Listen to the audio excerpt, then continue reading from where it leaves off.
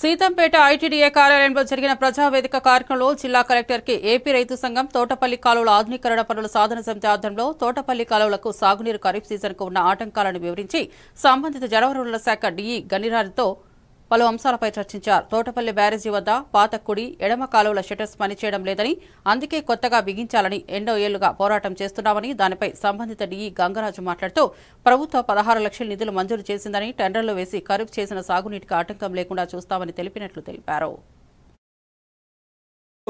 కొన్ని ప్రధాన అంశాలని మేము లేవనెత్తాం. అందులో ఒకటి, ఈ ఖరీఫ్ సీజన్ లో మరి బ్యారేజ్ దగ్గర ఏర్పాటు చేసినట్టే రూమ్ దగ్గర షట్టర్స్ పనిచేయడం లేదు కనుక మార్పు చేస్తే గానీ ఖరీఫ్ సీజన్ నీరు ఇవ్వాలని అడిగాం. దాని మీద ఇరిగేషన్ వాళ్ళు పిలిపిస్తే ఇరిగేషన్ వాళ్ళు 16 లక్షల రూపాయలతో ఎస్టిమేషన్ వేసి పంపించాం. రేపు నాడు టెండర్ ప్రక్రియ పిలిచి ఖరీఫ్ సీజన్ సాగునీరు ఆటంకం లేకుండా చూస్తామని మాట ఇచ్చారు. అదే సందర్భంలో ప్రధానమైనది తుప్పలు డొంకలు తొలగించాలనేది. అదే సందర్భంలో మరి ఖరీఫ్ సీజన్ లో లస్కర్ తరగతి వ్యవస్థ చాలా ఇబ్బందిగా ఉంది కనుక ఏర్పాటు చేయాలని అడిగాం.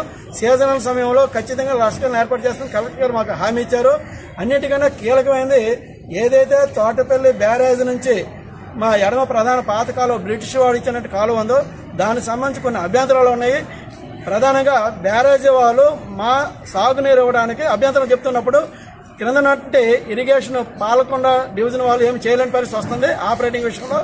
అందుకు వారిద్దరిని సమన్వయపరిచి మాకు సమస్య పరిష్కరించాలని కోరాం.